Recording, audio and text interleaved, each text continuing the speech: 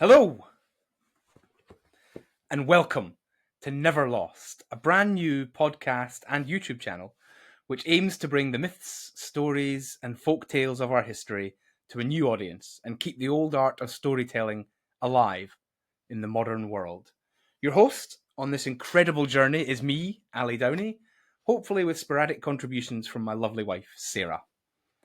I've been an avid lover of history since I was old enough to understand it, and a lover of stories and storytelling since my mother and father told me stories as a child.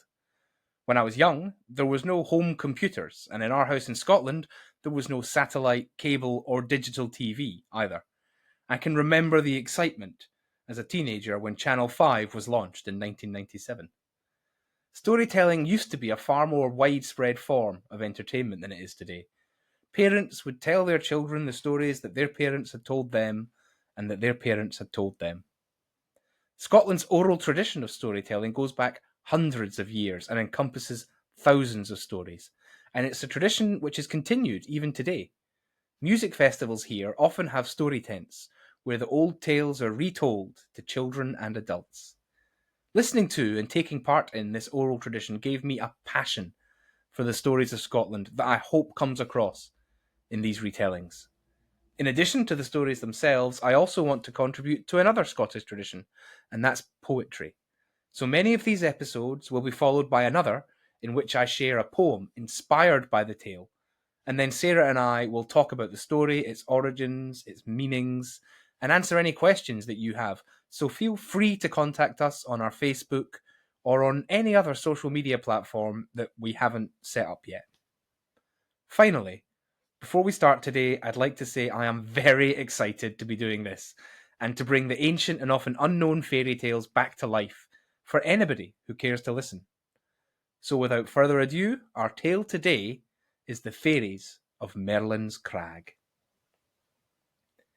A lang, lang time ago, when there were fairies and brownies and kelpies and selkies, and magic still lived in the forests and moors of Scotland's hills and glens, there was once a young man who worked as a labourer on a farm in the fair county of Lanarkshire. He was what was known as an orraman. Orra is an old Scots word meaning odd, unmatched, or miscellaneous. So an orraman was literally an odd job man, who would undertake any and all jobs which needed doing at any time. The young man lived in a small cottage not far from the farm where he worked, with his lovely wife and 2 children, a daughter who was 3 years old and a son aged 5. He loved his family dearly, and he worked hard on the farm to put enough food on the table to feed them and to keep clothes on their backs. Although the work on the farm was hard and long, he enjoyed his labours, and he was the sort to always do his best at whatever task he turned his hand to. One bright autumn day, the farmer asked the young man to go out and cast peats on a piece of land just beyond the farm boundary. Casting peats was a process of cutting large, rectangular blocks of peat out of the ground and then building them into a rough wall with large spaces for the air to flow between the blocks. The peat was then left to dry or cure in the wind before being moved indoors to finish drying, and it was used as fuel in open fireplaces. This was done across the country for a number of reasons. In the north of Scotland, and especially on the islands, trees are scarce, and wood was simply too valuable a resource to burn for heat. It was needed for other things, such as building materials. Also, though, peat burns much slower than wood, so it's perfect for tasks like drying grain. But unlike in tonight's story, peat casting would normally have been a real community activity, with many crofters or farm labourers coming together to help each other, many hands making light work and strengthening the bonds of friendship and community. Peat is still used today, although far less, because better fuels have become accessible. It is, however, still used in the drying of malted barley for the traditional peated whiskies that Scotland is so famous for, which I love and which Sarah hates. In fact, the only moment at our recent wedding that I remember Sarah not smiling was when we both shared a dram of whiskey from the quaich, or loving cup. This is a wooden bowl which is used traditionally in Scotland for hundreds of years, actually, at weddings and clan gatherings. The quaich has 2 handles on either side, and the bride and groom place both their hands on them before each drinking from the bowl. In 1589, King James VI of Scotland gave Anne of Denmark a quaich as a wedding gift. Getting back to our story, though, the young farmhand hitched the farm's workhorse to the cart, and after loading up the spade and tears gear, he headed off to cut the peat. A tears gear is a special tool used in casting peat. It has a long wooden handle with an angled blade on the end, which can cut and turn the peat in one movement. I think the name comes from the Gaelic words for peat cutter. So off the young man went to the place on the moor where the best peat was to be had. The moorland beyond the farm rose steeply until it reached an oddly shaped rocky outcrop known locally as Merlin's Crag. It was so called by locals because it was said that the famous magician Merlin himself had once briefly made his home in a hidden cave within the crag. The young man set to work, clearing the grass and the heather from the top of the large green mound before he began cutting and stacking blocks of peat. After some time, the young man had stacked a fair number of blocks when suddenly he was startled as the smallest woman he had ever seen appeared as if from nowhere by his side. She was no more than 2 feet tall, with eyes of sparkling blue, and was wearing a green dress and red stockings. Her long hair was the yellow of corn in the sunlight, and hung down past her shoulders unbound by any ties or ribbons. The young man was so surprised that he dropped his spade and jumped backwards, away from the little lady. And then his astonishment only grew greater when she waved her little hand at him and began shouting at him.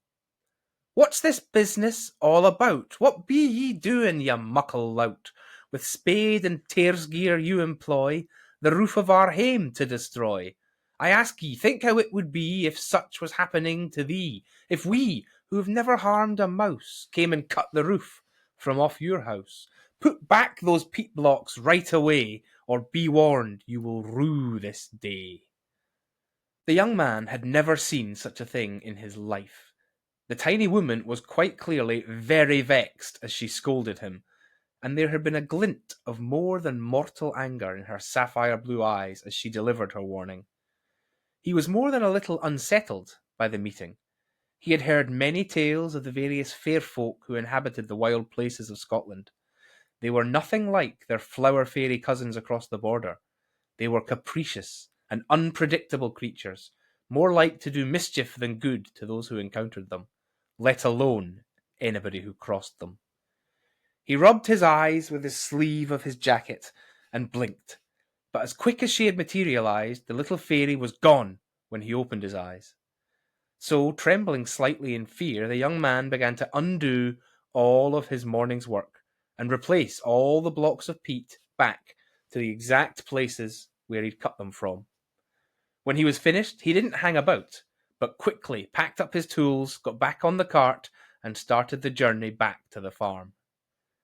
By the time he returned, it was late afternoon, and he was no less unsettled than he had been when the little fairy had been shouting at him. However, when he related the tale of his encounter to the farmer, the man only laughed at him. The farmer was a stout man, a well-built fellow, a man's man from a long line of manly men.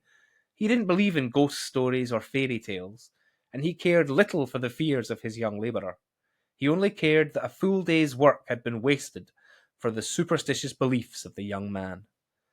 The farmer wasn't unfeeling to his worker's distress, just disbelieving of the cause. He said to the young man, "Fairies, lad, really?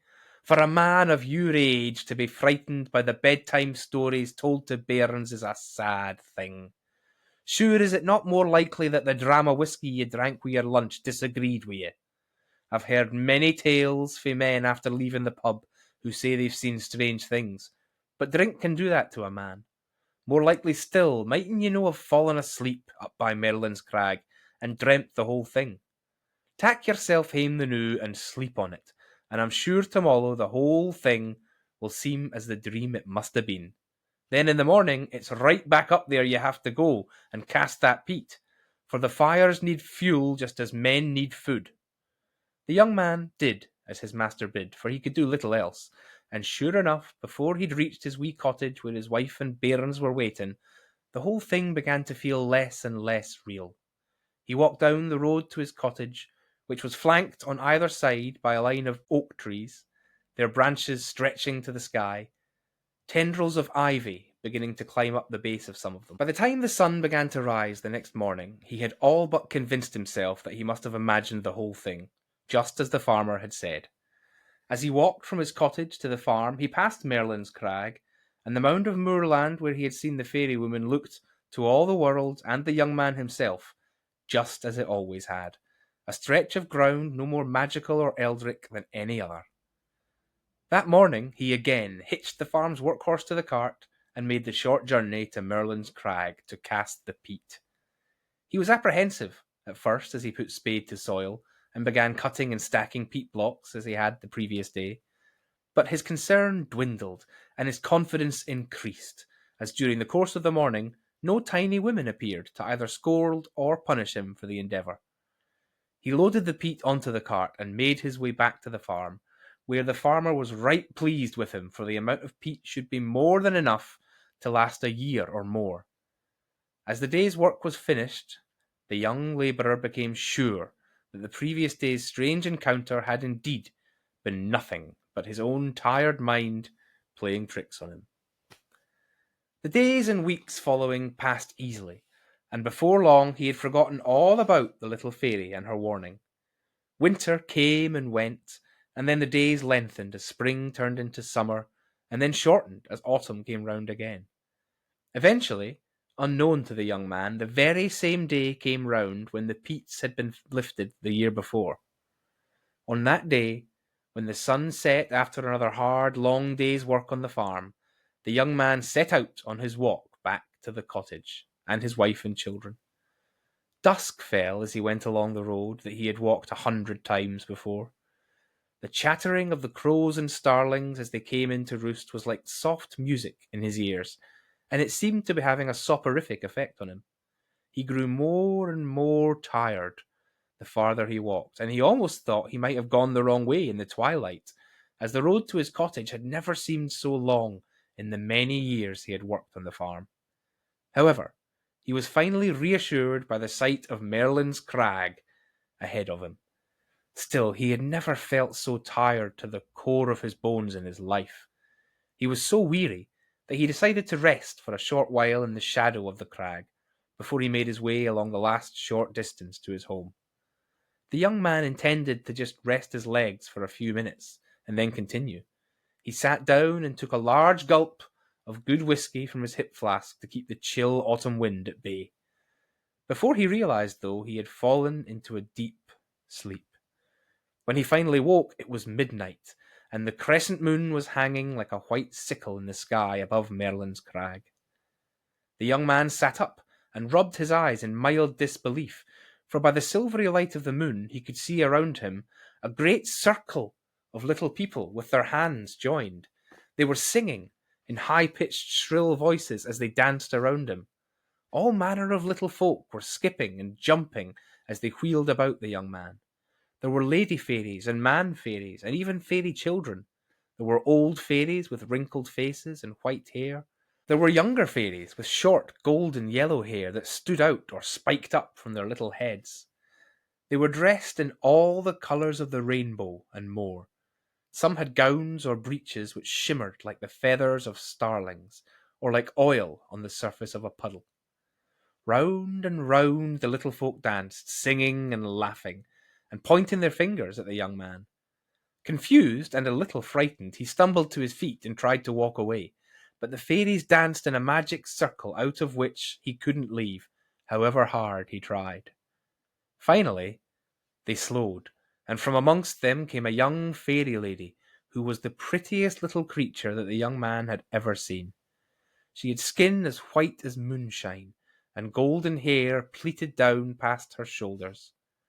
She raised her hand to the young man with her palm up, as if offering herself to dance with the young man at this strange fairy ceilidh. While the dainty fairy girl approached him, the other fairies sang. "Those who harm our sanctuary must dance within our company. Take a hand and dance a while. Laugh and sing and jig and smile." The young man took a step back from the beautiful fairy girl, with a look of mild shame on his face.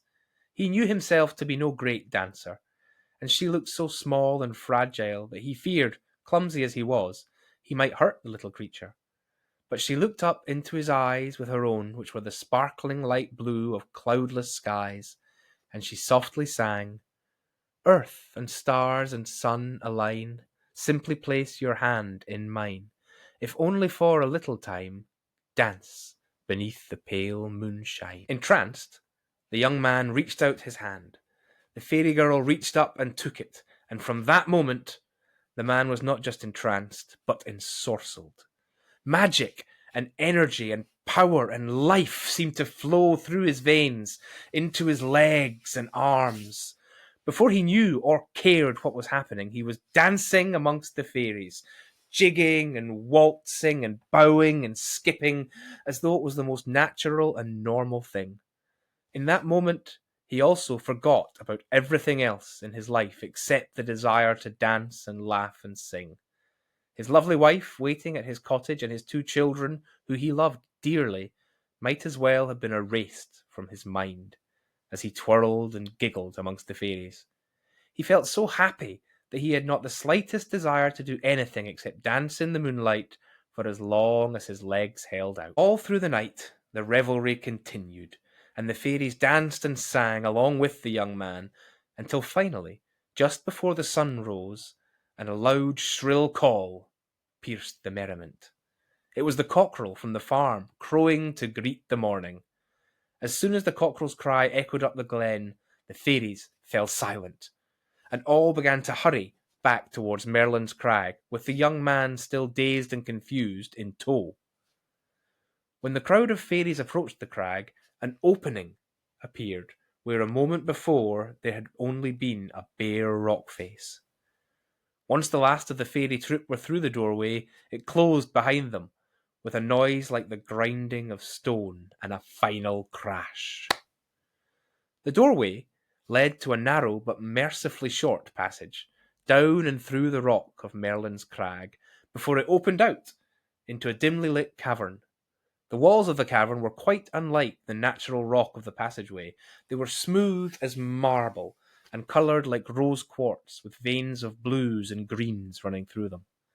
The floor was covered with a thin layer of old straw, but smelled fresh, like a forest just after a shower of summer rain. There were small bits of furniture all round the edges of the fairy hall, beds and couches and chairs, which the little folk all settled into after their night of revelry and dancing. The roof of the cavern looked like hard packed earth, held together with the roots of plants which may have been growing above.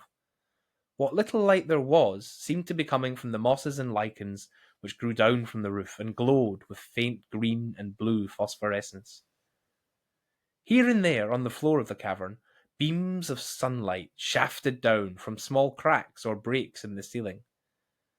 While the little people all rested, the young man slumped down on a rock at the mouth of the cavern, and as the fair folk slept, he wondered what might happen next. Whether he slept or not, he couldn't say, so muddled and confused was his mind. He was awake some time later, when he saw the fairies rise from their sleep and begin to go about their mysterious business in the cavern. Some carried pots or small ceramic jars from place to place, the contents of which also glowed faintly. Others seemed to be weaving the thin straw that lined the floor into shimmering fabrics which floated as if they were light as the spring breeze. Some brought berries, nuts, and fruits into the cavern. One fairy girl, who may have been the same one whose hand he had taken, brought a plate of berries and bannock to him, along with water in a cup made of hazelwood. He watched the fairies at their work through a fog of bewilderment and enchantment. 7 times the fairy girl brought food and water, and 7 times the young man ate and drank. Finally, he was approached by the little woman who had scolded him for casting the peat from the mound 1 year before. She touched his elbow lightly and said, "The damage done has been remade. The debt you owed has been repaid. The turf ye took has grown back again, so leave this place and now go hame. You may tell people where you've been, but speak not of the things you've seen. Heed this warning while ye live. Fairies get even. We never forgive. The young man quickly swore to the little woman that he would tell no living soul about the details of his time with the fairies. Then the fairy snapped her fingers, and with a grinding of stone, the doorway out of the fairy hall opened again. She led the young man along the passage and out into the sunlight. As soon as he was out in the fresh air, the last of the fog or spell muffling his mind was lifted. All he could think about was getting back to his wife and children, who must have been worried when he hadn't returned home last night.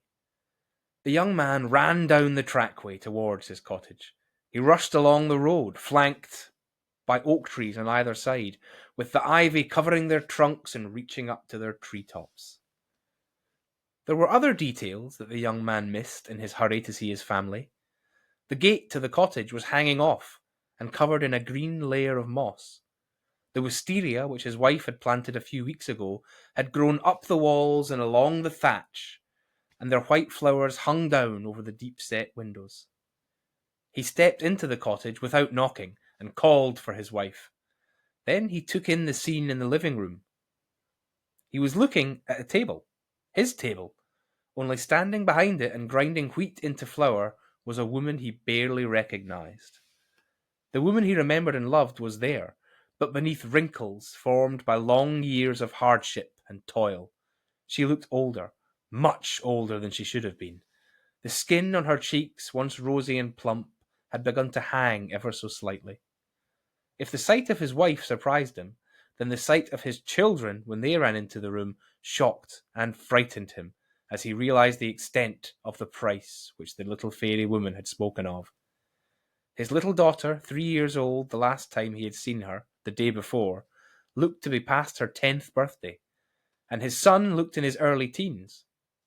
What had seemed to the young man to be a matter of hours in the fairy place had in fact been 7 years in the real world. His children were 7 years older. His wife was 7 years older. His wife was also, initially, absolutely livid at him for going to work 7 years ago and disappearing without a trace, leaving his family to fend for themselves. When he finally calmed her down, the young man told his wife all that had happened to him, without divulging any details, just as he'd promised the fairy lady. It goes without saying that the farmhand had a considerable amount of apologising to do for the 7 years that he had unintentionally been absent from his family. But his wife did forgive him, for she was a kind and understanding soul, and the two would live happily ever after. The young man even got his job back at the farm. After all, the farmer recognised him, knew that he was a good worker, and felt at least partially responsible because it was him who had encouraged the young man to go and cast peat at Merlin's Crag in the first place. In many lands, fairies are flower creatures, cute little pixie people who live in harmony with nature. But in Scotland, the smaller fairy folk of the Doyen Shi, who inhabit the other world, are capricious creatures, as likely if not more likely to do harm than good. Fairies live outside the realm of time inhabited by mortals. They seldom forgive, and they never forget. That's why mothers have told their children for hundreds of years to avoid the places where the fairies walk, for the price of crossing them is unpredictable and inevitable. That's the end of today's story, The Faeries of Merlin's Crag. Thank you to everyone who stayed to the end, and I very much hope to see you next story.